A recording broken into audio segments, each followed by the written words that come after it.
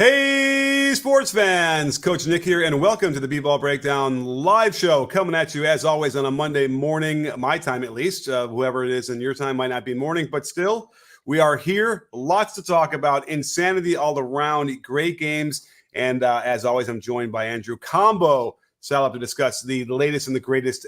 Combo, how are you, my man? I'm doing well. NBA playoffs, full effect. It was a lot of fun yesterday. A lot of fun. I hope you had a chance to really sit down. I have one lament, was that I was busy editing the Orlando video, which you all should go see because it's really interesting stuff. We got to talk about it because there's a Mobley section in there that I think was interesting and it sparked some debate on Twitter. But I was busy doing that, so I didn't get the full live effect of what happened in the Clippers-Mavericks game. I had to see it later. Did you see it live? Yeah. I was watching it with my mother. Okay, and you didn't turn it off when it got to be 31 points? No. But the end of the game was very interesting. It was making my mother nervous, and I don't know why she's nervous. She has no vested interest in either team, but that's just my mom. Not to get too personal here, but I mean, it was crazy. It was an old-fashioned game of NBA Jam, like 2-on-2 at its best, right? And as good as Luka was, 29, 10, and 10, he was outplayed by Kyrie, who's on his own team, Paul George, and James Harden. I mean, James Harden is playing at a very high level, and he needs some credit because, he's gotten a lot of criticism in the past when it comes to the NBA playoffs. Oh, absolutely. So we got to talk about all of this stuff. So let's see how we can do this in a normal order. But first of all, what's up, Bernard? You're good to see you from the Philippines. Puso. Let's see. So the thing that kind of bothers, I think, a lot of people about Luka is how much he complains to the refs. And so he gets into foul trouble early in the game. He gets 2 fouls in the first 3 minutes. And that affected, if you're looking for reasons how the Clippers were able to go up so big so quickly, that is part of it, because then Luka can't play defense at all. And he's not much of a defender anyway, but there were several, scores that I saw that were I was going through it so fast, I didn't even realize in the moment that he had foul trouble. So I'm like, this is a guy who must have foul trouble. There's no other reason for him not moving over or not even putting a hand up or anything on some layups in front of him. So that was what contributed a little bit towards, the Clippers able to score and get that big lead. They also generated a bunch of threes that were wide open. The Mavericks did. Okay. And bricked them all. Yeah. So, you mix those things together, and what you're starting to sense, I think, is that the 31-point lead was legitimate. They got it. The scoreboard said so, but you could kind of feel that the Mavericks would probably just start to hit some shots as they started doing, and then they came storming right back. It was crazy. Yeah, that's really what it comes down to. Are the others making shots for the Mavericks? Because the play of Kyrie Irving and Luka Doncic leads to a lot of lobs, and it leads to a lot of open threes. And, they're mostly going to convert those lobs, but the open threes, they just got to make, because sometimes they're so wide open, especially in the corners. Oh, yeah. And here's the thing that really frustrates me, to get back to the Luka point about complaining, is that so they're opening with man on him, and man is trying to be really, really physical. Okay, that's A. B, we know that the referees are allowing a lot more physicality. It's been that way since the All-Star break. You should be used to this by now. It shouldn't be worth complaining about. So man picks him up in the backcourt. He's physical. He is in the left wing, and he's being physical. And Luka doesn't like this, right? He's a star. How dare you put your hands on me, sir? And so he spends his way down yelling at the referee for them not calling an off-ball foul on him while he's standing around on the weak side, trying to get open or whatever. And then he takes the first foul. He just fouls the guy. He just fouls Paul George or whoever it was on their right wing. That's the dumbest thing I've ever could see anybody do. Listen, Luka's got the highest IQ we can find on the basketball court, but for him to be angry at the rep and then just sort of well, I'm going to foul you because you didn't call a foul for me. And then he gets the other foul because they knew how he had one foul early and they're going to go at him, and Paul George crossed him over and then, got tripped up. Well, now he's in foul trouble, and now he can't play the regular game. Everything gets screwed up. And that's all because he took this dumb foul with 10 minutes to, 2 minutes into the game. Yeah, Luka over the course of the season had improved on 2 of his biggest weaknesses, and I think those weaknesses are defense. He played a little bit better defense this season, and less arguing with the refs. He was always arguing with the refs, but it was better this season. So it is tough to see him regress in that regard. I don't know. You think it was better this season? Oh, yeah. I mean, I guess it was that bad that, I mean, it's the domino effect. What came first, the chicken or the egg? I mean, he just has a better team around him. He has Kyrie with him, who's they're playing. I'm talking about the complaining of the refs better. Yeah. I do think it's because they found their success partly, right? Because like the chemistry of him and Kyrie, and then having those supported pieces around him, they were just playing better, so there was less frustrating situations. But I do think he was better because sometimes he just would. At least this year, when he was arguing with the refs, he would argue with them, but run back hard on defense. Before, he would just like stay and stop and talk to them. Okay, fair enough. I guess. But in a playoff game, you got to still be better. There's another one where he goes for a gamble on a steal in the transition game, and then it's Terrence Mann has the ball like toward the basket, kind of could have shot the layup, gets up in the air, and then fires it back out to Paul George in the right wing, who Luka needed to pick him up. Never after he gambled, the 4 seconds or 5 seconds before that, never just kind of started walking around. Needed to get to Paul George, doesn't get there, and Paul George lights him up. So, I have an interesting stat about that, by the way. In that 31-point lead, which was from across the first quarter and then midway to the second quarter, the lead was 55 to 30 something. What's 55 minus 31? 24. So that was quick, Coach Nick. You see the math? 55-24. So of the 55 points, James Harden and Paul George combined for 33 points scored, but they assisted on 20. So 53 of the 55 points were directly created by either Paul George or James Harden. That's pretty impressive. Yeah, I mean, those two were on a burner, especially Paul George in the first half, and then late in that game with that step back in the corner, which was just tough. If you watch the nuance of what he did with his feet there, I mean, that's just an impressive shot with so much on the line. Oh, I believe me. It was, every shot was amazing. And by the way, you mentioned earlier, and we'll get into exactly why they were getting a lot of open threes for the Mavericks and just missing them all. On the other end, the Clippers were hitting some really tough shots. PG was like, I don't know what he was on, but it was something that he should maybe take again because it was insane. And then he finished the game that way. But I don't know if you can rely on that, and sustainable that way. And same with Harden. They were hitting some step back threes that were really tough. So you mix those things together and you can get a 31-point lead. But we can also talk a little bit about the strategy here, because I think it's interesting what they're doing and how they opened the game.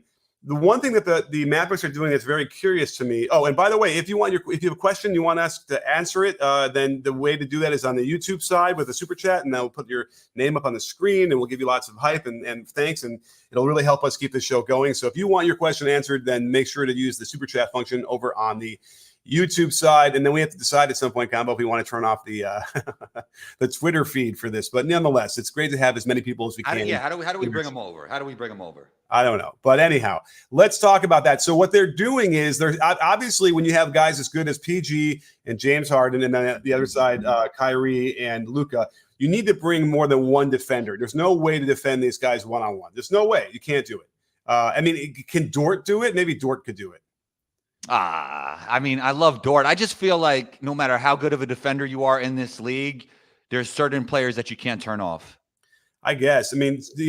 Ask Brandon Ingram how he feels about Dort, because I don't think he wants to see him again. I don't know. I think, I love Brandon Ingram's game, but I do think Paul George and James Harden at their best are better than Brandon Ingram at his best. They are done. They are. That is not a hot take. Yeah. Okay. So what they're trying to do is, so on the Mavericks defensive side, first off, they're letting Kyrie ignore man and sort of shadow at the free throw line, which is interesting. And by the way, say that one more time. Say that one more time. So Kyrie will pretty much ignore man and kind of hover in the free throw line area, the nail area, to shadow either Paul George or James Harden when they're on the perimeter trying to attack. The idea is good, but I don't understand why you do it with Kyrie. Who is not, he's like one of the probably the shortest guy on the floor. He just is prone to kind of like not moving his feet, just kind of reaching. He got caught like on one for PG on that play. So I don't know why they're using Kyrie.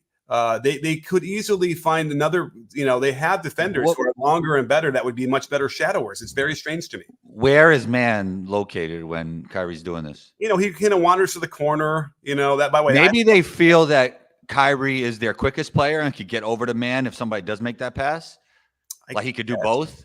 Yeah, but like the whole point of dissuading PG, for instance, is that the defender coming over is someone that would be dissuading, and I don't think PG sees Kyrie and thinks, "Oh, I gotta completely pull away." Because normally when you do it, and you'll see them do it with bigger guys, Draymond will do that and all that kind of stuff. Like a lot of times those players don't even engage. And by the way, Luka will on what we've seen with Luka is they'll show 3 players in front of him. And he was also taking the bait and just trying to jack up threes on that end. He's like, well, there's just nowhere for me to get in there, so I'm just going to shoot my step backs or whatever. And he was way off in the beginning, so that was also all these things contributed. Like, had they just hit a few of those threes, then it wouldn't be a 31-point lead, and then all of a sudden the whole thing changes. And I think it's rooted in, honestly, the foul he took because he didn't get the call on the other end. It's just so that frustrated me because listen, there isn't. I love the way Luka plays. I love the way how he runs this team and how he's working together with Kyrie. But if he's going to cost his team because of stupid stuff, then that's, in the playoffs, that's like he better get a lot better really quickly on that stuff. Yeah. Is it weird that I want to see both teams win this for different reasons? Like, I want to see James do really good because of the criticism he got in the past playoffs. I want to see PG-13 win a championship, even though nobody's going to beat the Nuggets. But I also love the duo of Kyrie and Luka, and I want to see Luka win a championship eventually. And I think probably are the better matchup for Denver, even though I think Denver would beat either team. Okay, well, we save that. Put a pin in the Denver thing because I got a hot take for that in a minute. But first, we have our first super chat. So let's get to that, and it's from Case Kajani. Thank you so much. I really I think I didn't say that right. I just want to clear it up. I think that the Mavs have a better chance to beat Denver, even though neither team will beat Denver. But go ahead. Say the super chat again. And we could probably go back and forth on that too, because we've talked about that. The Clippers have guys that they could throw at Jokic, even with no Kawhi. Oh, they would probably need Kawhi. Now, what's the story? Is Kawhi? I think he's day to day. Oh, no. He's done for the series. For the series, but that probably means the playoffs then. Yeah, I mean, but I think they felt that they weren't playing great with him because he was just a shell of himself, right? Right. So they got to wait till he's better. But then, I mean, the conditioning goes down over time, right? I mean, It's going to be harder and harder to come back. So we'll see what happens. Yeah, and I think if you go back to our shows before the season, I think I had said that. I think Kawhi, maybe even last year, is like he's just not good. He can't sustain a season anymore. Unfortunately, I think it's the same for Joel Embiid. It's unfortunate. Yeah, and I hope not. I mean, I've dealt with my knee injuries and I've came back. Not comparing myself to Joel Embiid, but I don't know, man. It's just looking shaky. I wouldn't be surprised, actually, and this is total bro science, if there's some sort of surgery in the offseason with Joel. But let's get back to right. Which is why the Team USA thing is silly. Like he shouldn't be even considering that. Right. All right. So we have our super chat from Case. Thank you so much. It says, "Who has the better chance to get to the finals, Minnesota or OKC?" For me, it's OKC because of their youth, but Ant is that dude. So why would it be OKC if it's their youth? Wouldn't you normally say because of their youth they have a worse chance to get to the finals? Well, I guess youth has its pros and its cons, but I mean Minnesota's young too. Yeah, you're right. Minnesota, I mean, they're young-ish. I mean, you got. Conley's one locker room guy. He's like Joe Ingles for Magic, but just better, obviously, than Joe Ingles. I mean, he's like their locker room guy, and he sets the table, but he's not one of their top 3 guys, top 4 guys even. He's a complimentary piece. He was playing crappy. He made some mistakes down the stretch. Like, what are you doing for a guy supposed to be? Yeah, but it's important to have a guy like that on the team, I think, Well, if he's doing what he needs to be doing. So Mike Conley, I was frustrated with a lot. There's 2 plays down the stretch. And one of them where he blew a shot and then fouled at the very end, which gave them like their only chance they'd have of staying in that game.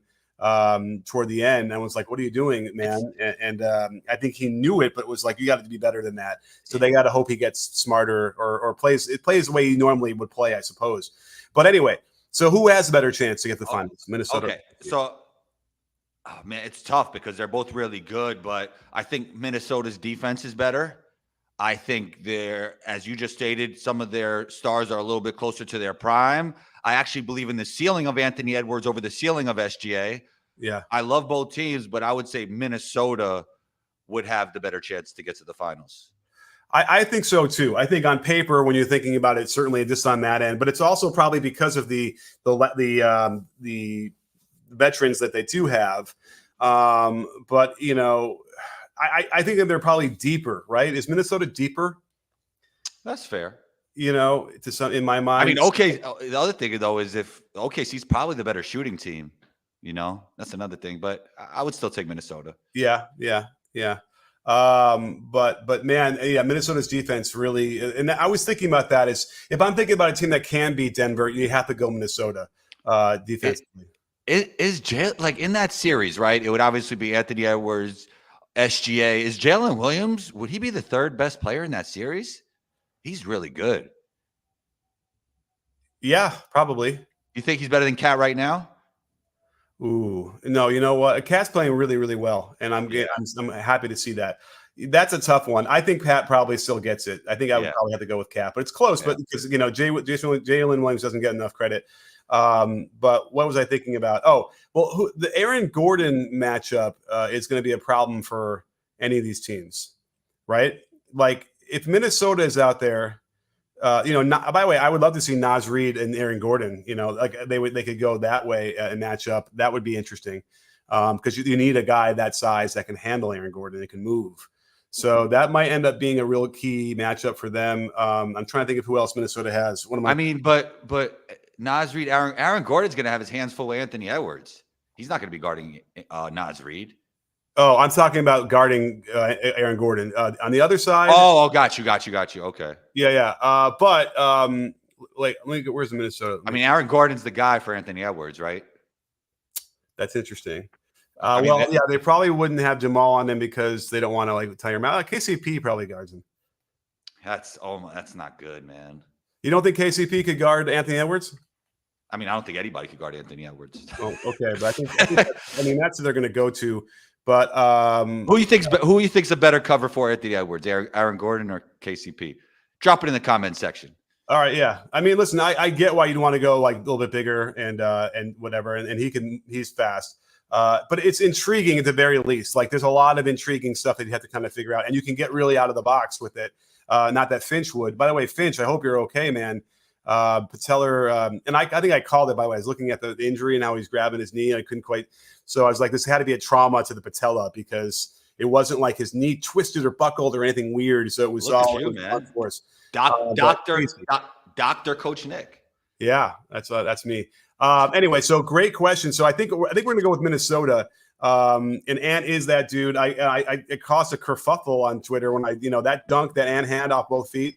When he goes right, left with the left foot leading and then dunks it, it's I'm like, if you don't think that reminds you of somebody else, then I don't know what to tell you. And that, there's a lot of people had some interesting takes on that one, but I think we all know who we're talking about. Let's get to some more super chats, shall we? All right. The Drew Show, best friend of the breakdown. Thank you so much, Drew. Is this playoff series a wake-up call? But there's a Q in the wake-up. Is he trying to send us a message or something? I don't know. Is this playoff series a wake-up call for Zion? Does he spend the summer getting in shape instead of playing himself into shape next year? Timeout. He was in shape. He looked as good as we've ever seen him in that playoff series, wouldn't you say? Oh, yeah. He looks really close to where you'd want him to be optimally. I think he might have figured that out. So, but then let's take that one step further. He could probably keep going, right? And really, go. So if he's figured out like that, whatever, then absolutely, he's an MVP candidate in my mind. Yeah, Zion's great. I mean, I don't know why the guy needs a wake up call though, right? I mean, he should be taking care of himself and bringing himself into the season in great shape. But I understand where Drew is coming from on this one. Thanks for the super chat. We appreciate you. Yeah, and I see Ed wants to say McDaniels would guard Gordon. I was thinking of that. That won't work out well. Gordon will just manhandle McDaniels, right? I don't think he can handle that strength and that width. That's the problem, right? You got to have somebody who's like a LeBron size, but who's fast and quick and jumps and all that stuff too. So that's an interesting conundrum, which is why, I don't know, would they start Naz Reid? Maybe they go Rudy Gobert and Naz Reid in the starting line to go against. I mean, he is one of their 5 best players, and he probably starts on any other team in the NBA. So why not? Yeah. I'm a big fan of Naz Reid for sure. And if you haven't seen that video, please go back and watch it. And it basically explains why he's the 6th man of the year. We have another super chat from Dom, thank you so much, Dom. So really appreciate it. So generous of you. We need a video breakdown on Harden, best player in the series, and he's playing physical defense, all without their best player. I'm doing the video right now, and I'm kind of just going to pull apart what happened with the lead and how they got him back. But I suppose I could do a little segment in there just to kind of talk more about Harden specifically. All I got to say, that's a great video idea and great points by Dom. But PG's playing just as well. No. Over the course of the whole series, Okay. PG had one tough game. James Harden's been consistent. Okay. All right. Yeah. Fair enough. And also, we laugh about the system. I am the system. PG is obviously playing defense, but he's taking on more of a scoring role with James Harden is game managing and scoring, Yeah, but PG is still playing defense, man. No. I didn't say. I said PG's playing defense and shot making. What I'm saying is James Harden is not only defending, maybe not at the level of PG-13, but he's game managing and scoring as well. Yeah. He has to manage the game. Yeah, he's okay. He's a little bit more engaged. He doesn't. You're not going to see as many or any of those possessions where he's standing there and the guy behind his man just starts to waltz behind him and then goes to the basket and then before he turns his head, he's open. You don't see that, at least. There are times when he's kind of like in position, or like this is promising, and then just kind of slow to react, and then boom, the ball is out there and it's shot. But yes, he's certainly the best part about Harden now, though, and I think it's what we've been waiting for, is he's playing inside of the offense. And he is a cog in the wheel of the machine of this offense, where the offense is making him better. And I think that for so long he didn't do that. He would create his own offense 90% of the time. Now he only has to create his offense 10% of the time, and he's letting all the pin downs and all the handoffs and all that movement action get him downhill and get him some more openings. And that's a pleasure. I think that's what we're also responding to. Yeah, most definitely. Great super chat, Dom. Yeah, and I remember when he did that in Philly too. He started doing that in Philly after he got there from Houston. And I was like, oh, okay, I remember this Harden, but it wasn't a lot, but he did a little bit. And then here we got to LA, and now he's just they've got him. Shout out to Ty Lue and shout out to Harden for making this all work. And then we might forget that we don't have Kawhi out there to play with him, and they're still really good. And again, and they're not even using like Tice. I don't think Tice even played. Did he play in the last game? They have some decent guys off the bench, that could give him some good minutes. Thinking of this, Tice didn't play. PJ Tucker didn't play, but I think he's washed at this point, right? And they're managing to keep Russ's minutes exactly the way they need him to have. The 20 minutes a game is about perfect. You can get the best version of him without him hurting you. But I remember when my mind's eye when I was watching it live. They're playing so far off of Russ that it is making it hard on PG and Harden. And so when they were coming back and Russ was in, it was, part of that was the reason. And so that's an issue that, they still haven't been able to figure out. I think they need to find a special protocol for Kawhi Leonard in these playoffs. I don't know if he should start playing basketball before he actually returns, or they have light practices, but they have to wait till he's all the way back. But then you got to deal with the chemistry thing on top of that. So it's going to be interesting to see what happens with Kawhi Leonard. But it's really unfortunate, man, that he's such a great player that just can't get on the court. It is. And, and they've invested a lot of time in that. And I'm sure he's invested a lot of energy to keep himself healthy.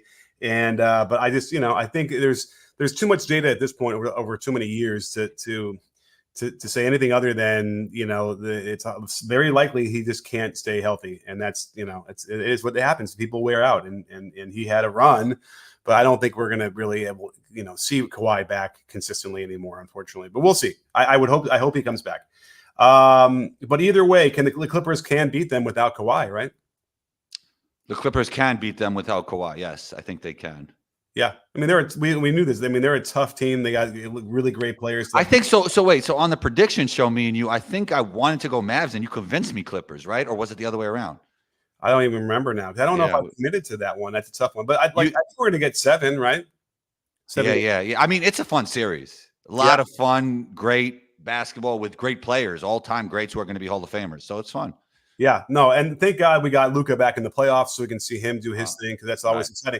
Just stop complaining and stop, not finishing plays because of it. That just frustrates the hell out of me. Do you think like his passion is a gift and a curse for the way he like kind of gets in his killer mode at the end of games. It's very emotional. He screams at the crowd. He's always smiling, which is an emotion as well. Do you think that could work in the other way as well? Like, do you think it's like a gift and a curse, like how much passion he plays with? Yeah, well, we talked about that last time where it's like he's kind of effing around a little bit. It's like, but because of that, he can make these wondrous plays because of the pressure is not on him.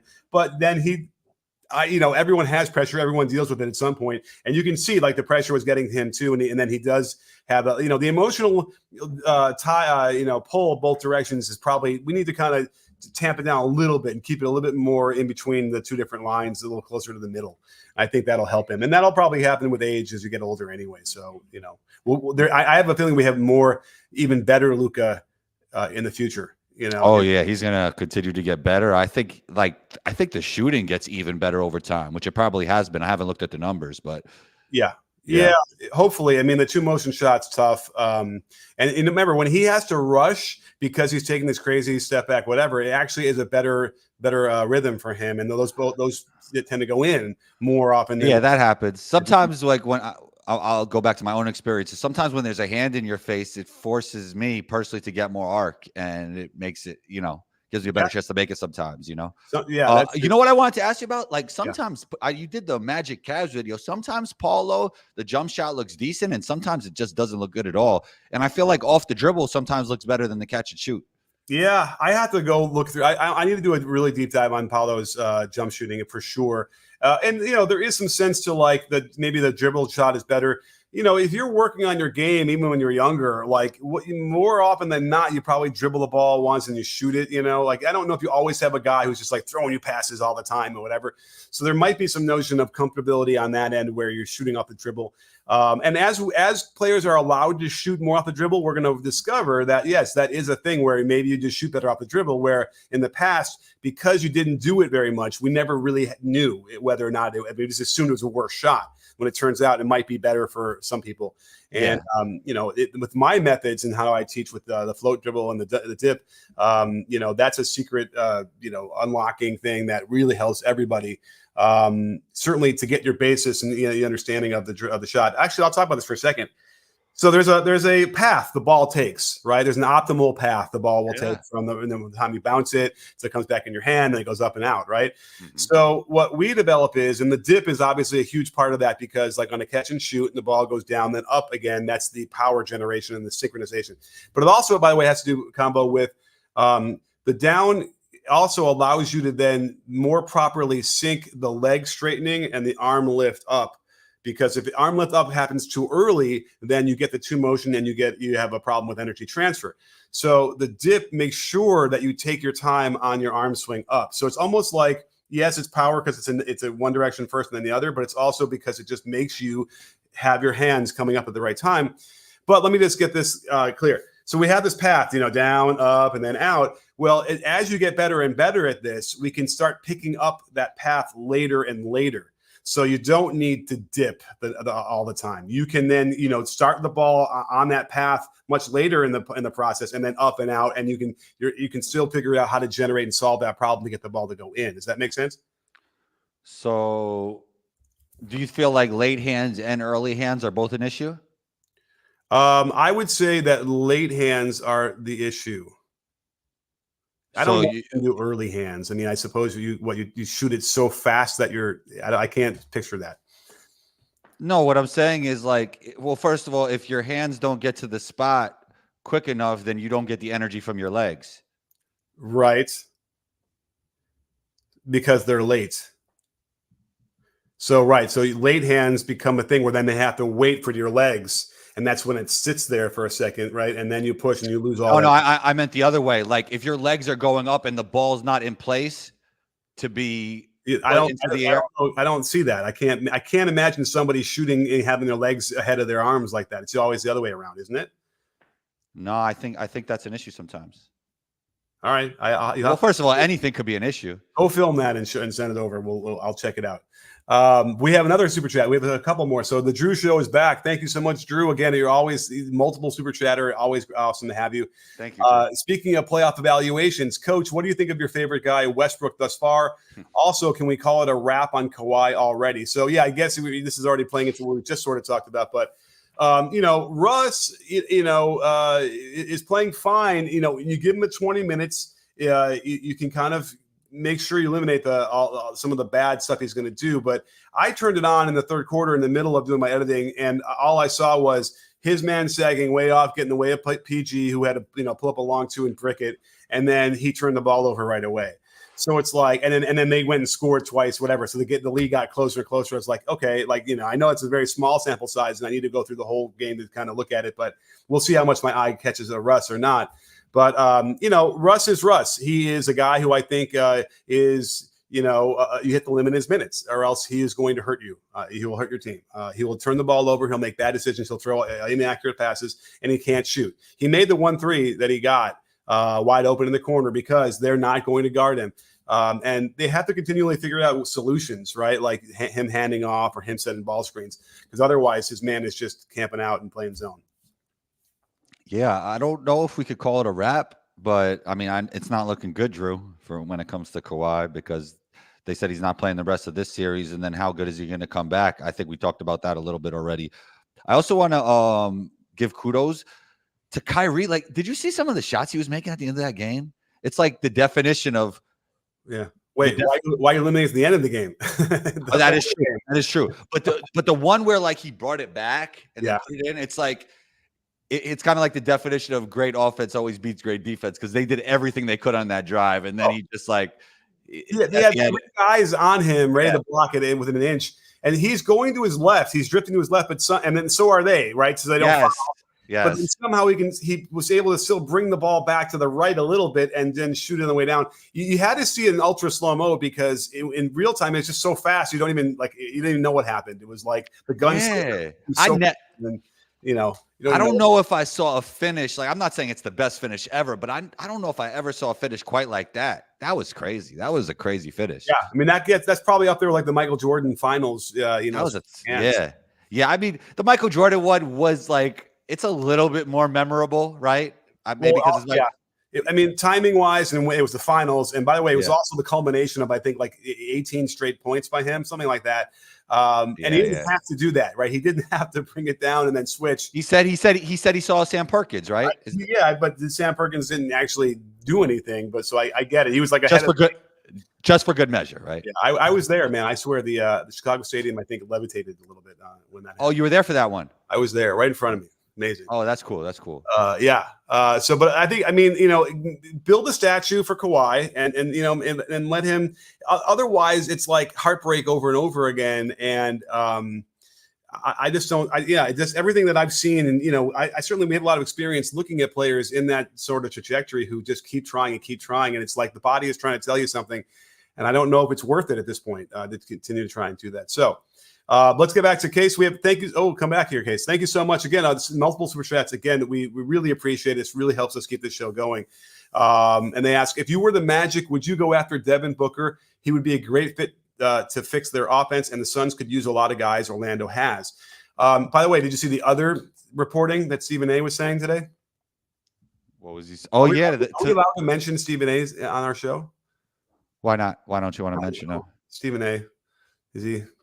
I don't know. You know what? I would give him all the respect. The hustle he has and to build his brand, is unparalleled. So give him all that credit. But you know what? I was. Do I want to light on fire what I was watching? I never watched the ESPN or the ABC pregame stuff. I've never really done that. But I turned it on the other day, and man. But point being is, Stephen A was reporting that Devin Booker said it's Devin Booker's camp says he wants to play for the Knicks. Yeah. I saw that. That's interesting. I mean, he could definitely help them. If there was a player that probably doesn't fit with Tibbs, I would imagine it's Booker, right? Or is Booker like a low key, really tough guy, whatever that we don't realize? I don't know. I don't think he's soft at all. Okay, Luka took his heart before in the past in playoff series. So yeah, I don't know. I don't know if he's soft though. He doesn't like double teams. Yeah, I get him though. Like if I'm going to the gym and you're going to double team me every time, come on, man, stop. Come on. You gotta have mindset 24/7, man. I don't know. What are we doing? I think it's indicative of something else that might be what I'm thinking. It wouldn't be a good fit. But let's get back to the question because it's about the Magic. Yes, I think Devin Booker would be an awesome fit there. Do you replace? I mean, if you want to upgrade Suggs with Devin Booker, I would do that in a heartbeat. I mean, yeah, but why would the Suns do that? Well, they probably would do it for a draft pick, and they would do it for a couple players, But but then the question then is okay. And there's some interesting stuff. The Rats are jumping off the ship right now in Phoenix, where you're hearing some stories about Ishbia, the owner, being completely ineffectual or dumb or whatever they're saying he is. And then other stuff. But this always happens, right? Like 2020's hindsight, because they lost, they got swept, so all this stuff's going to come out, right? Yeah, one of my buddies has sent me another tweet that was like Devin Booker elaborated on I guess details he was mentioning about the Suns. Can I talk about that? Yeah, because I didn't see the beginning part. I just see the elaboration on the details. What did he say? What's going on with that? He was basically, I didn't like how that was covered really by media. Because he said, yeah, like you can't just throw talent out. It's about the details. And people took that as he was throwing people under the bus. No, he wasn't. He was just saying what it is. Like, you need the proper roster construction to win basketball games, and they just didn't have it. And I'm not saying this now. I was saying this from the beginning. But is he also saying they're not prepared? Well, I look at it from a roster construction point of view, like because maybe he can't be out there unprepared in the more recent quote. Well, they're not. Everyone's got to be better. Coach has to be better. But if we're the leaders of the team, we can't go out there unprepared. Now that's an interesting statement because what was I don't think he's throwing people under the bus. I think he's telling you what it is. I think he's telling the truth. Yeah, and there's already those whisperings about Vogel and his job, but if there is a coach that's good with preparation, it's Vogel. So they just don't. It don't matter how good the preparation is if the roster don't work. Okay, so let's get to that. So the roster doesn't work. Yeah, I mean, could it have worked? I was willing to give it a shot and see. Could Beal or whatever somebody do a combo guard and 10 years ago, like pre-Warriors dynasty, maybe it could have worked. But the way that how much chemistry, continuity, and read and react type basketball is a huge part of the NBA zeitgeist now, like that won't work now, man. And I knew it I was saying this for a long time. I could pull up the receipts. I mean, yeah, and I can also argue that defensively, what? Before I could talk out of my butt, let me check what their defensive rating was. But it's probably the defensive stuff that really kind of would catch my eye most. They couldn't stop them when they needed to, but let me see. The Suns were 10th in offensive rating this year in the regular season, and they were 13th on defense. So, and they had injuries, they missed guys. It's like, I don't know if they would you want to try and maybe one more chance if you get the guys to play 70 games together and all that stuff? Could you give them one more run back? What do you think? If you get somebody that could game manage them, if you could get a rim running big, I mean, yeah, sure, but not with this current roster. I would say upgrade Nurkic for how good Nurkic can be. I don't think this is a imagine PJ Washington instead of Nurkic. I mean, imagine Ayton. The problem is though, if you take away Nurkic, that was their only guy connecting the team in terms of being a passer, like a connective piece. Interesting. So if you bring a rim running big and take out Nurkic, that's less playmaking. All right. Well, then the answer has to be that KD needs to be that guy that needs to be the facilitator. We saw him when Russ went down, and he did it. He was great at it. And I think if he could go back to that, it's just a game and show that would be amazing. Nets too, when he stepped on the line, that whole series he was being point Durant. Yeah, he was doing a good job. Yeah. So there's another. So maybe it's KD needs to adjust. All right. Well, thank you so much, Case. I appreciate that. And we have some more here. Let's get down to scrolling. Wow, Ken C, thank you. Wow, this is really generous of you. We can't appreciate it more, or can we? We can. We appreciate you. So thank you so much, Ken. As a fan, start watching ball during the era of Warriors and Cavs. Never watched that much Tim Duncan Spurs. Now we have Jokic Nuggets dominating the league. Is there any similarity between them, or am I just being crazy? Laugh out loud emoji. Is there a similarity between the Jokic Nuggets and the Tim Duncan Spurs? Well, I think it is early to compare them, right? Since the Nuggets only have one championship, even though it does feel like they're going to win it this year. But yeah, I mean, I like how there's a lot of international homegrown talent. I guess that's where you could, find the similarity. Okay. Well, no. Well, listen, the international thing's a good call for sure. There's that feel, but there is no question that the offensive I just tweeted it out. I was so gripped by watching them in Game 3 beat the Lakers that I was like, they're just a great team. And you would say the same thing about the Spurs because the ball moves and the player movement, it's a lot different. And you could do a cool video about that because they use the Spurs would use the low post a lot more, whereas the Nuggets use the high post. But there are some similarities in some of the actions they do. And so to see the dance and ballet that they all use as 3-man games with a cutter, passer, and a shooter, I do feel that there's a similarity there, and also probably a shared mindset where they're both just extremely professional teams that understood how to approach this game and how to approach each other as teammates. You know what I mean? Yeah, I totally agree. And I guess another way to make a similarity or find a parallel is that Jokic and Duncan are very low maintenance stars. Oh, yeah. You know what? That's probably the most the biggest similarity I think between them. They really are. I would almost think almost exactly that same way. Who else is international? We got Jamal Murray, Canadian, Jokic. Is that it? I think that might be it. So they don't even have like as big international field. It is their two best players though. Yeah, so that helps. Yeah.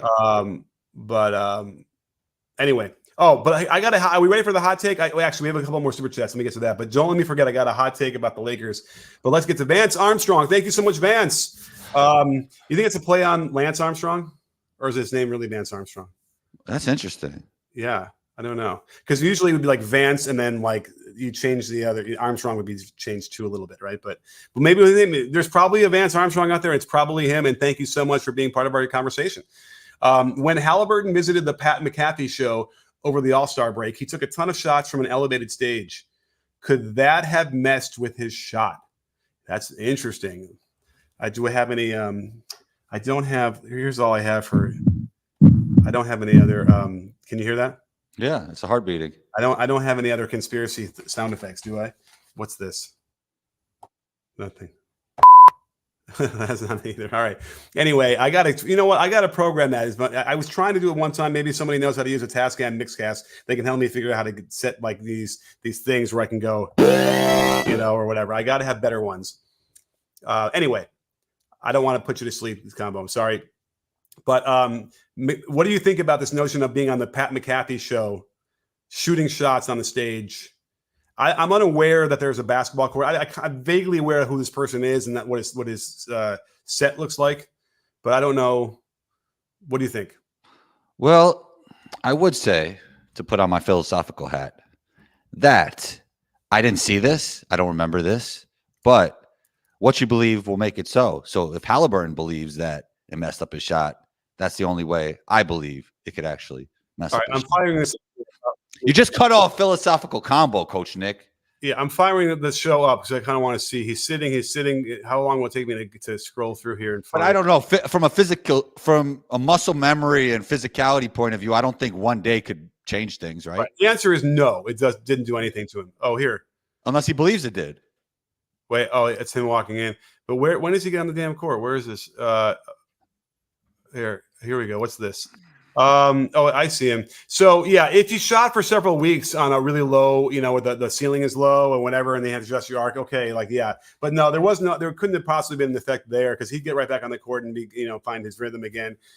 So then the question was like, what was it? I think he was banged up, and I think if you got a wheel that hurts or whatever, that'll affect your jump shot without question for a while, and that could actually, once you start feeling better, still affect you, right? I know I hurt my wrist at some point. I'm not sure I've ever really recovered on my shot. I fell off a ladder. Can you believe that? That sucks. Yeah, and it was really bad. And I had already, but it was one of those things where I was on the ladder and I was stepping onto a bench, a bench on my backyard to reach something, which is the dumbest thing you could ever do. Because by the way, I don't even know what happened. I kind of blacked out. All I know is I was on the ground looking up. having no idea how I got there, So at any rate, but what I did realize after that is I must have put my right hand down to brace my fall, and I hurt my wrist. So and then it healed, but it still doesn't feel as great or normal. And this is years ago. So I don't. So anyway, to answer the question, no, I don't think it had an effect on him there. We have seen guys like in the baseball who get the yips, right? And they can't throw the ball from second base to first. Wait. But wait, I totally get you on the yips. How bad are Haliburton's numbers right now if we're going to start talking about yips? I think he's recovered for the most part. I think he had a stretch there, but I got to check. Listen, if only there was a way to check real quick. But in the playoffs, like we seen it with Nick Anderson, right? Yeah, like he had the yips. Yeah. So in this playoff series, in 4 games, he's shooting 43%, almost 44% from the field, and under 30 from 3. So there, it's not great. He has been struggling. I think one of my issues with his shot is he has way too much arc, and it's harder to control that ball when you shoot that much arc. I'm talking he's getting 55 degrees, some of those, and plus, I've always been it's been remarkable to me that form can win him a 3-point contest or get him in a 3-point contest and be that good or whatever. And so, is there an ultimate regression to the mean? I don't know, but either way, he's got to figure that out because they're going to need him to shoot better if they want to continue this. What are the numbers for this playoff series? Miles Turner has been killing it, by the way. His number is 29% from 3 on 8.5 attempts per game in the 4 games. Ooh. Yeah, it's so tough. He does so much more than shoot, though. That's the interesting thing. But yeah, you want to see him shoot it better. For sure. All right. So we haven't. Okay. The Drew Show is back again for more. Thank you so much, Drew. Screaming A and his sources. Even if he heard from Booker's camp, why would the Knicks trade either Brunson or Randall for Softy-Charmin Booker? Well, obviously they wouldn't trade Brunson. Right. They'd probably do like Deuce McBride and DiVincenzo. Right. I think DiVincenzo, especially if they go deep, is somewhat of an untouchable. I would hope so. Listen, this team as it is, and by the way, without Randall, they're just about there. If OG stays healthy and all that stuff, they don't necessarily need him. So they need Mikal Bridges or PG-13, and then they could contend with the Nuggets. So whose place is he taking right now on the Knicks roster for that? Oh, you could play OG and Mikal together. Yeah, but I'm just thinking, okay, so who do we remove? Oh yeah, it's unrealistic. They probably can't. I don't know the numbers. Let's say we don't have to max and match anything. Okay, so it's Josh Hart. Like, how do you plug in? Josh Hart's a Knicks guy. I know. So it's like, I don't know. Is it Precious? But Precious is not, who do you have to give up some people to get him? And that's kind of depressing because I like how everything else is fitting together right now. Bogdanovich doesn't really have any value. So, that's why I don't even know if I would, if I was, even if you can make the trade work, it's like, I don't know. You're getting some stuff out of the guys you're getting, but obviously Bridges is better than Josh Hart, right? Bridges is a better basketball player than Josh Hart, but Josh Hart, has some intangibles that a lot of players don't have, man. He fits really well. Yeah, but you replace one Villanova player with another. That is true too. That is true too. I think Josh Hart is the type of guy that's going to always find minutes on this team, right? Right. How upset would you be if you were Josh Hart if you got traded for Bridges? I'm sure he'd want to maintain his, be on the Knicks and be with all the other guys from college and stuff. Now, was there overlap? There's overlap there, right? Bridges and Hart. I don't remember. I think Bridges is the type of player that could play with anybody, like OG. No, I know. I'm just saying, the Villanova guys would want to all play together, and that would be really frustrating, I'm sure, for whoever does get traded. But I don't think they can keep them all together if they get Bridges. How about one of the bigs in a package? The bigs are pretty good. Listen, I think Jericho Sims is good. I think he could be a good player on a team. Oh, I would trade Jericho Sims for Mikal Bridges in a heartbeat, though. Yeah, but he doesn't have any. I don't think Jericho Sims has any value. But I think he could be good on a team. I don't know. I'm not the biggest Jericho Sims guy. He is very athletic off 2 feet, though. I'll tell you that. Yeah, he's big and stuff like it. By the way, he'll be valuable if they have to play against the Nuggets. Throw a Jokic, huh? Jokic. Yeah, I saw that when the Knicks beat them badly. It was Sims out there playing him most. Jokic will destroy him, Coach Nick. I don't know. Sims is big like that, and he's athletic and all that stuff. I'm sure they'll probably call like 2 fouls in the first 5 minutes on him, and they used to say that about Larry Bird back in the day. Some guy guarding him was too athletic, right? Right. Well, we'll see. It worked well in that one game. So Booker doesn't really work at all in New York. And you know what? Even if Booker wanted to go, and that's nice, good for you. But I think that whatever's coming out of Phoenix now, we're going to end up hearing a lot of stuff. Half of it probably won't be true. So we'll see. Yeah. But did we end up solving the whole notion of should the Suns just kind of run it back one more time? Yeah, I mean, if this is the roster, I don't know, but they actually have no choice, right?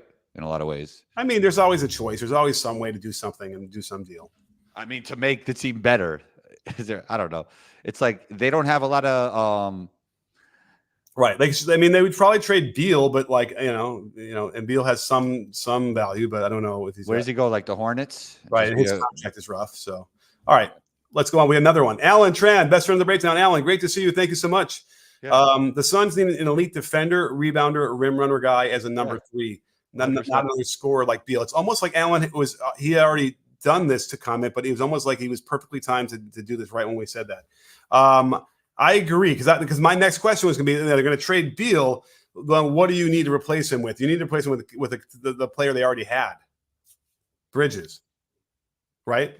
Oh yeah, Bridges. That's the guy they had him. They didn't. The only thing is though, it's like as good as Bridges is, Brad. Yeah, I mean.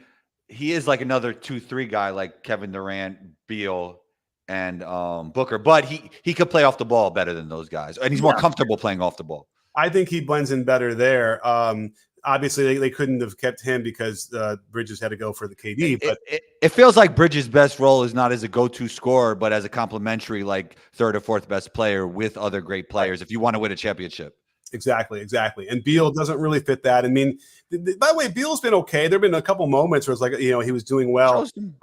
He shows some athletic pop lately, right? Get it to the rim.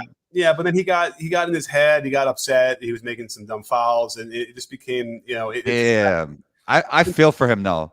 Imagine Game 4 on a so-called super team. You didn't play that well, and then you get fouled out, and you can't even finish out to try to avoid the sweep. Picture that from his mind. Like, I also think that some of the fouls were coming from that frustration before he even got to the point where he fouled out. And that was like, you got to get centered. I think maybe Booker can kind of get off center as well on that. Nothing really faces KD, but KD isn't going to be the guy who's going to lift you up as a teammate. He's not, he doesn't put his arm around you and KD's be like, gonna, got it, don't worry about it. Like, he's not that guy either. So that's what they're KD's going to hoop. He's just going to hoop. If it's, he'll go out to play pickup tomorrow. Yeah. And then he'll just keep hooping. And then, he wants to play with the players that he likes to play basketball with. And he's just kind of like a hooper. Yeah. It's not a bad thing. It's not a good thing. It's just like, I'm going to hoop.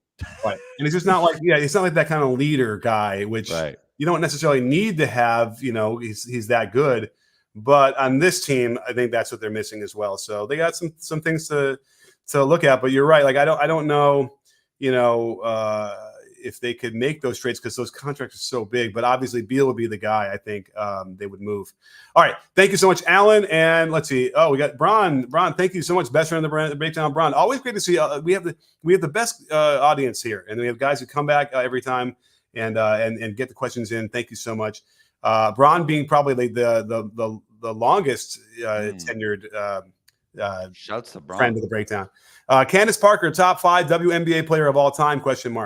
I think so. I mean, I got to see that list. Not that I'm like the most well-versed in WNBA, unfortunately, but she's got to be, if she's not top 5, it's top like 8, right? I can't think there's that many players above her. Yeah. And also, I mean, I don't know a lot about the WNBA either, to be totally honest, Coach Nick. I'm not well-versed like yourself, but the WNBA only been around, 25 years? 20 years? Yeah, I guess. Yeah, I mean, so I'm sure she's top 5 at this point because you can't count like Reggie Miller's sister, who wasn't even around. Right. Cheryl Miller, who wasn't even around before her. So, I mean, it seems like she's top 20. She's super versatile and she plays the big and she's super skilled. So, yeah, I'm sure she is top 5. Well, and by the way, she's really great in the studio as well. She is good. She is good. She has great chemistry with those guys. Yeah, definitely. Yeah, I feel like I haven't seen her in a while. I don't know why, but so she does the other show, right? Not on not on TNT, right? Or no? Exactly. I think so. Well, yeah. Anyway, I just texted somebody in the WNBA to find out what they think. They'll give us, if he gets back to me, I'll find out in a second. Actually, I could ask somebody else who played in WNBA. Maybe I should do that. Do we want to? It's a worthwhile answer. Let me see. Is she top 5 all time? WNBA. Okay. What else? Well, listen, the show is almost over. It is. I think it's my hot take on the Lakers, though. You ready? That's what I was about to segue to. You know what? I need one of those bomb dropping. I guess. All right, here it is. People, I've seen this bubble up on Twitter, and I'm going to make a pledge to you, Combo. Okay. I need to stay out of my mentions a little bit more than I do on Twitter. Oh yeah. You need a healthier relationship with your smartphone and your apps. Yeah. And I wish but I have a high volume Twitter account, right? It's safe to say. Yeah. And so if I walk away for 10 minutes, I'm going to have that 20, that little thing at 20, it says, at least 20 mentions, right? Like at any, for over any amount of time. And it's so like hard not to hit that button, right? Like I just kind of curious. And by the way, there are people who I've met who I've become good friends with through Twitter. Probably you, maybe Twitter was the beginning, but nonetheless. So anyway, but I got to tell you, 90% of it now is just, is horrible. And I'm just here to try and help people. It's really weird, but here's the thing. It's bubbled up in my timeline that some people are trying to think, and people who actually know the game think that, like the Lakers could win this series. And if like Jamal Murray's hamstring is bad and he's got to miss a game or something like that. Is it hamstring? Is that, is that what he has? I think so. Yep. Jamal Murray hits a game winner, right? After having a big lead. The Lakers have had kind of big leads in every one of these games, just like they did last year too. And so it's like all of a sudden I'm starting to wonder, wait, is there a point there where like, like at some point, like they got that win finally, having had another big lead. You can't just chalk it up to they're better if the one team consistently gets these like decent sized leads into the third quarter or whatever. Like why not think that maybe like that's going to come around eventually and then they're going to start winning more of those games? So you think the Lakers could come back? I mean, no one's ever come back from 3-0. Unfortunately, this is really unfortunate, Coach Nick, that everything comes back to the LeBron Jordan discussion when we're talking about LeBron. It shouldn't be that way, but it is. It is, Coach Nick. And it's something that Jordan never did, right? If LeBron brings the team back from, even though actually AD has been playing like their best player, which is a whole other topic. But if he could bring this team back and beat the Nuggets. The LeBron Michael Jordan discussion is sad. I'll tell you this. I agree with you that it's sad and there's too much of it. I would also say that it always gets great engagement on social media. Yeah. I'm not interested. I'll probably have to mute. So if I put on my producer cap, we could just put LeBron and Jordan on the thumbnail every day, and it'll do great. But we don't want to do that. That'd be like selling out. Yeah, and I've done that. You can go watch the videos. There's at least a couple. I did the Michael Jordan and Kobe, but like there's something weird and fragile about that conversation that just I'm not interested in anymore. All right, so let's move on. Let's get more into your hot take before we get out of here. I will say that the what's the thing? The analysis of the 90s basketball by people who were born after that era is, as someone on the lawn wearing plaid pants right now, it is ridiculous and ill-informed at best. They take small clips and they make it seem like that's all of 90s basketball, right? Like it's just doesn't. It's nonsense. Is what a lot of it is. Anyway, so if we get back to the Lakers thing. Yes. Can the Lakers win? No. Like it should have been a sweep. The Nuggets probably, So what's the hot take? So the hot take was the Lakers could beat them, and like that's what I wanted to go to discuss. And it started to make me think that maybe they could. You just said they couldn't, though, right? Well, I mean, I'm getting back to like let's put the final stamp on what. Oh wow! Look what you did there. Okay. But like even in game 4, like the Nuggets played terribly. Like they were missing shots they don't miss. Jamal Murray doesn't miss layups like that and runners, whatever. I think I kind of feel like I could see Jokic missing. They were just out of sync. I think one thing that they proved that it's very hard to sweep anybody, right? It's hard to beat 4 games in a row in a week. Really? It's hard to win a championship, really hard, and they did that last year. So, but it is hard to sweep teams. Yeah, I mean, like you have a LeBron and AD playing really well. Like you shouldn't expect a sweep. I thought it'd be Denver in 6. We'll see what happens. Yeah, I got a response from the Candace Parker question. Okay. So it kind of not the most specific answer, but Candace Parker, is she top 5 all time WNBA? And the answer was give or take. So probably like top 7, or that means 4 to 7, right? Or 3 to 7, or somewhere in there. So I bet you if you want to say 7, then great. Oh, by the way, the top 15 argument we had the other day about Donovan Mitchell and then having Ant behind it. I think Ant's finally put that to bed, right? Ant should be rated higher than Donovan Mitchell. Oh yeah, and he's top 10 probably now. Right now, but you're going to say after one game, you're going to say top 10? But what do you mean one game? He's been doing this. He's been doing well all year. I mean, I know, but I didn't feel like you said top 10 after I'm the guy who's been screaming about Anthony Edwards since college. I just posted a receipt. I mean, I've been saying he's a future MVP for a long time. Come on, coach. I want to say that I had the first future MVP take, didn't I? Can I get that credit or not? Check yeah, you could get any credit you want, Coach Nick. But right, check my Instagram. I just posted some old receipts from the draft. Even though and people are hitting in the comments like everybody knew he's good, and then other people will say he was the number 1 pick, but he was heavily scrutinized. Like a lot of people were saying he didn't have feel for the game. He was a heavily scrutinized number 1 pick. Oh, there were some horrible hot takes on him and his workouts before that was ridiculous. And I remember and then people were saying something he said in like an interview where they felt like he didn't like basketball. Like I was like, come on. Yeah, that was so dumb. Dumb. And here we are. And he's the next coming of somebody. So, there's no question. And listen, I like Donovan Mitchell. He's good. He's got a lot of skill. He led the Utah teams to being the top of the Western Conference at a time when, the Western Conference was the best conference in the world. But I think there's a different level here with Ant. And I think that, the ceiling obviously is really high. MVP without question. And I didn't think, by the way, that it would work with Cat. And I certainly didn't think it would work with Cat and Gobert. And remember how everyone felt about that. Cat, I think, knows his place at this point. Yeah, I think he does. And I'm still worried about his emotional center, which is, I keep talking about the fragility of his emotional state. Yeah, things can get him upset pretty quick and dysregulated, and that makes me worried. That said, he was great. He really was, and I love how Ant's like hyping him up too. Did you see what Ant said in the thing in the post game where he's like, "Smart guy." Yeah, it's like stop effing fouling, and if you just stay on the floor, you're going to be the guy that they can't handle, and he's right. It was great to see them move on in a series that could have been a lot tougher for them. I got to check the bracket because wait, who are they playing? You know what? As funny as Ant is, he's a wise young man, right? It's funny and really is. Yeah. He would be the best teammate probably without question. So they're waiting for the Nuggets Lakers. So yeah, it's the next round. They're the ones. They're the ones who could beat them, right? The Timberwolves are the one team I think that have a chance. Okay, I like that. I mean, I like that. No, what are we saying? I mean, I've been saying the Clippers could beat them too. Yeah, but I like what you're. Why though? I like what you're saying with Minnesota because their defense is so good, and then their offense isn't the best in the league, but the ceiling of Anthony Edwards, when you have the guy who's just playing like the best player on the court, that combined with the defense, I mean, and Cat is an all-star level player. If he's making shots, Rudy's a great defensive player. Yeah, I think there's a chance there, but Denver's going to win if they stay healthy.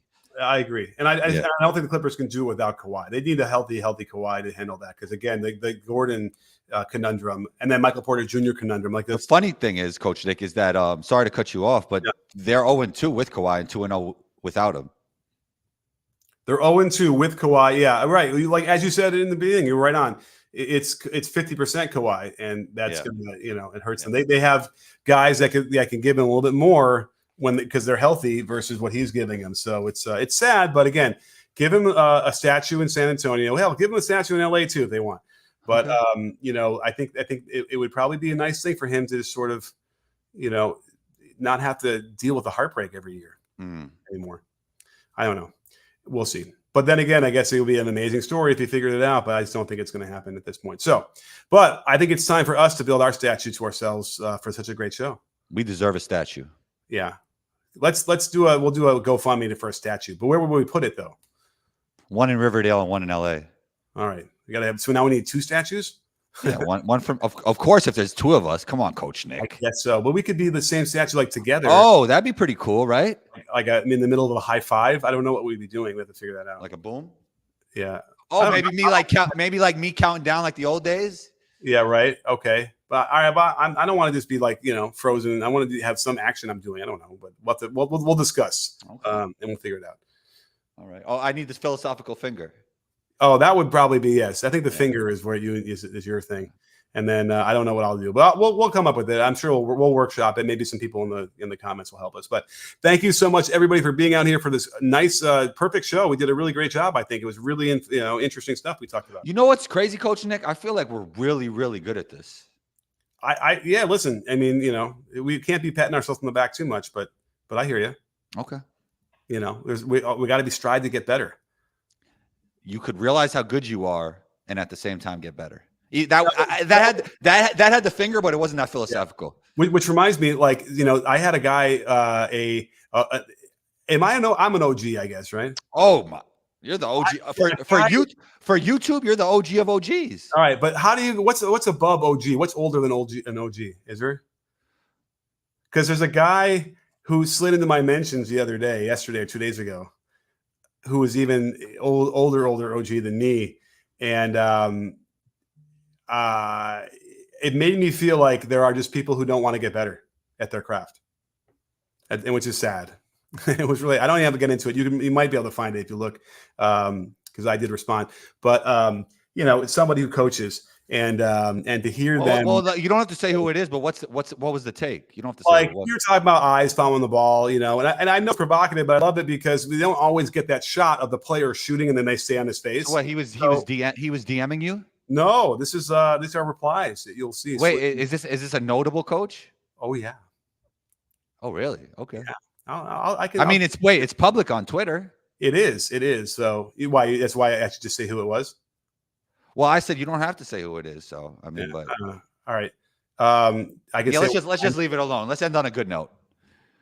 Okay, fair enough. Yeah, it's inspiring. It's like, as a coach, if you're out there or anybody doing anything that you do, you should be striving to constantly reassess and make sure that your methods are as optimal as they can be. And that's what keeps us going. Otherwise, like, I don't know, why get up in the morning? So, I mean, like, look, the things we thought were good 50 years ago seem crazy now. And 50 years from today, what we're doing right now will seem crazy. So, yeah, you always have to get better. I'm fascinated if that's really the case, right? That's always the case. Because think about human beings 500 years ago, right? It's the same for basketball. Because obviously what I look back on from the 50s and 60s, how they taught shooting is like using leeches if you're in medicine. You really feel like 50 years from now it's gonna be that much more evolved? I mean, 100%. Interesting. I mean, people are going to be dunking from further out. They're going to be like athletic development's going to.